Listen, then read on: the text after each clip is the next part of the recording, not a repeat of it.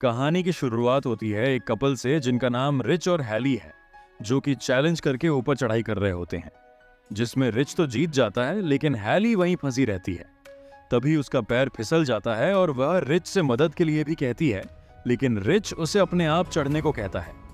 Rich चारों तरफ का नजारा देखने लगता है और तभी गोली चलने की आवाज आती है। हैली जब ऊपर देखती है तब उसे रिच की डेड बॉडी नजर आती है, जिससे वह काफी ज्यादा डर जाती है।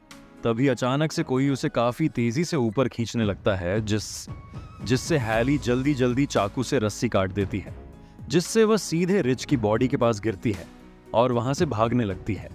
तभी उसका पैर कांटों वाली तार से फंस जाता है और वह नीचे गिर जाती है और कोई उसे खींच कर ले जाता है। सीन शिफ्ट होता है और हमें न्यूज में बताया जाता है कि कैसे गायब होने वाले लोगों की संख्या काफी बढ़ती जा रही है और उनका अभी तक कोई पता नहीं चल पाया है। और हमें क्रिस को दिखाया जाता है, जो कि कार में गाने सुनते हुए जा रहा होता है। तभी वह देखता है कि रास्ते में जाम लगी हुई है, इसलिए वह गाड़ी रोक देता है और जाकर ट्रक वाले से पूछता है कि आगे क्या हुआ। तो वह बताता है कि आगे ट्रक पलट गया है और सारा केमिकल बाहर आ चुका है, इसलिए बता नहीं सकते कि कितना समय लगेगा। लेकिन क्रिस को इंटरव्यू के लिए जाना होता है, इसलिए वह गाड़ी मोड़कर कोई और रास्ता ढूंढने के लिए आगे बढ़ता है और फोन लगाकर बताने की कोशिश करता है कि उसे आने में देर हो सकती है, लेकिन नेटवर्क न होने के कारण फोन नहीं लगता है। तभी कुछ आगे जाने के बाद क्रिस को एक गैस स्टेशन दिखाई पड़ता है। वहां पहुंचकर वह गैस स्टेशन के ओनर से फोन के लिए पूछता है, जो कि काफी अजीब होता है। क्रिस फोन लगाने की कोशिश करता है लेकिन फोन खराब होता है। क्रिस ओनर से कोई और फोन के बारे में पूछता है, लेकिन ओनर बताता है कि उसके पास एक ही फोन है। तभी क्रिस की नजर वहां पड़े नक्शे पर पड़ती है, जिसमें वह देखता है कि एक कच्ची सड़क आगे जाकर हाईवे से मिलती है। वह इस बारे में ओनर से भी पूछता है, लेकिन ओनर उसे बताता है कि उसे कुछ पता नहीं है। क्रिस ओनर से कहता है कि फिर मिलेंगे और वहां से जाने लगता है, लेकिन ओनर उससे कहता है कि शायद नहीं, ऐसा लगता है जैसे उसे सारी चीजें पता हों। क्रिस आगे बढ़ता है। रास्ते में उसे कुछ मरे हुए जानवर भी मिलते हैं, जिन्हें देखने के चक्कर में उसकी कार एक गाड़ी से भिड़ जाती है। वहां कुल 5 दोस्त होते हैं, जिनमें से 2 कपल होते हैं। सब क्रिस से अच्छे से बात करते हैं और उससे पूछते हैं कि उसे ज्यादा चोट तो नहीं लगी, जिस पर क्रिस उनसे माफी मांगता है और नुकसान की भरपाई करने को भी कहता है और उनसे पूछता है कि गाड़ी बीच रास्ते में क्या कर रही है। जेसी उसे बताती है कि किसी ने कांटों वाली तार रास्ते में बिछा रखी थी, जिससे उनकी गाड़ी पंचर हो गई है और वे मदद के लिए आगे बढ़ते हैं। लेकिन एक कपल इवन और फ्रैंसिन वहीं रहते हैं ताकि वे गाड़ियों और सामान की देखभाल कर सकें। वे आपस में कुछ समय बिताते हैं और गाड़ी में खाने का सामान ढूंढने लगते हैं। तभी इवन को झाड़ियों से किसी के होने का एहसास होता है और वह देखने के लिए जंगल में चला जाता है। फ्रैंसिन इवन को न पाकर इवन को आवाज लगाती है, लेकिन कोई जवाब नहीं आता। तभी उसे इवन के जूते दिखाई पड़ते हैं। जहां जाकर देखती है तो उसे इवन के कटे हुए कान दिखाई पड़ते हैं, जिससे वह काफी ज्यादा डर जाती है। इससे पहले कि वह कुछ समझ पाती, तभी कोई उसके मुंह में पीछे से वही कांटों वाली तार फंसाकर मार डालता है। सीन शिफ्ट होता है। सब मदद के लिए आगे बढ़ रहे होते हैं। तभी उन्हें आगे कुछ टायर जलते हुए दिखाई देते हैं, जहां वे आवाज लगाते हैं, लेकिन क्रिस समझ जाता है कि कोई ना कोई हमारे आसपास जरूर है।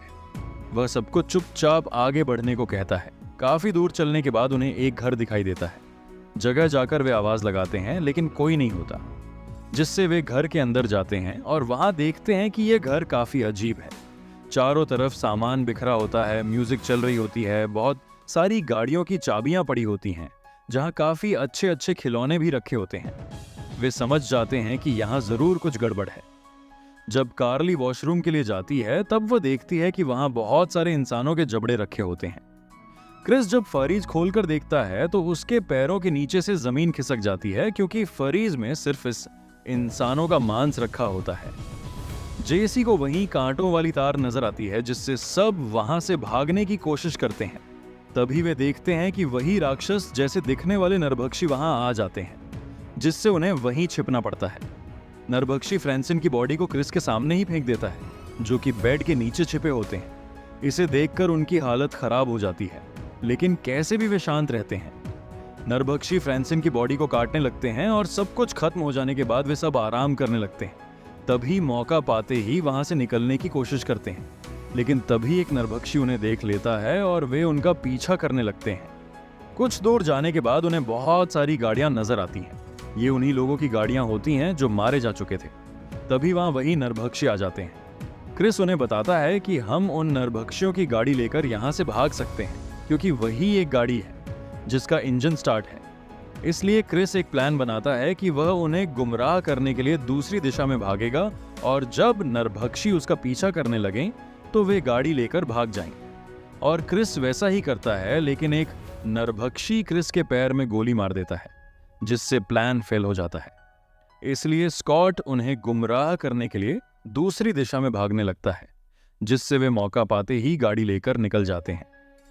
कुछ दूर जाने के बाद उन्हें स्कॉट मिलता है। वे स्कॉट को गाड़ी के अंदर बुलाते हैं। स्कॉट गाड़ी में आने ही वाला होता है, तभी एक नरभक्षी स्कॉट को तीर मार देता है और स्कॉट की मौत हो जाती है, और न चाहते हुए भी उन्हें वहां से निकलना पड़ता है। कुछ दूर आगे जाने के बाद रास्ता ब्लॉक होता है और उनकी गाड़ी कीचड़ में फंस जाती है, जिससे वे वहां से पैदल जाने का फैसला करते हैं। कुछ दूर जाने के बाद वे आराम करने के लिए रुकते हैं। तभी वहां उन्हें एक टॉवर हाउस दिखाई देता है, जिससे वे सीढ़ियों से ऊपर जाते हैं ताकि उन्हें कोई मदद मिल सके। जहां उन्हें कुछ दवाइयां मिलती हैं जिससे क्रिस खुद का इलाज करता है। उन्हें एक रेडियो भी मिलता है जिससे वे कांटेक्ट करने की कोशिश करते हैं, और उनका संपर्क एक पुलिस ऑफिसर से होता है जिसे वे अपना लोकेशन देते हैं। तभी वे देखते हैं कि नरभक्षी वहां भी आ चुके हैं और वे सीढ़ियों से ऊपर चढ़ने की कोशिश करते हैं, लेकिन क्रिस उसके हाथ पर मारकर नीचे गिरा देता है। सब कुछ शांत हो जाता है। तभी क्रिस नोटिस करता है कि टॉवर में तो आग लग चुकी है और नरभक्षी उन्हें जिंदा ही जलाना चाहते हैं। तभी क्रिस खिड़की से देखता है कि बाहर काफी बड़े बड़े पेड़ हैं और शायद इससे वे बच सकते हैं। इसलिए सब पेड़ पर कूद जाते हैं, जिससे वे आग से तो बच जाते हैं, लेकिन यहाँ भी नरभक्षी उन्हें देख लेते हैं और उन्हें मारने के लिए पेड़ पर चढ़ने लगते हैं और लगातार नीचे से तीर चलाने लगते हैं, जिससे वे पेड़ की दूसरी तरफ जाने लगते हैं। लेकिन इस बीच कार्ली फंस जाती है और वह आगे बढ़ने वाली ही होती है। तभी एक नरभक्षी कुल्हाड़ी से कार्ली की गर्दन उड़ा देता है। क्रिस और जेसी झरने के पीछे जाकर छिप जाते हैं। सुबह होने के बाद वे फिर से आगे बढ़ने लगते हैं। कुछ दूर चलने के बाद फाइनली उन्हें रोड दिखाई देती है। तभी नरभक्षी उन पर फिर से हमला कर देते हैं, जिससे क्रिस ढलान से नीचे गिर जाता है। लेकिन जेसी पकड़ी जाती है, जिसे लेकर वे चले जाते हैं। लगता है कि एक पुलिस की गाड़ी आ रही है, जिससे वह गाड़ी के सामने चला जाता है। इससे पहले कि वह कुछ कह पाता, तभी एक तीर पुलिस की आंख में लगती है और पुलिस वाला मारा जाता है।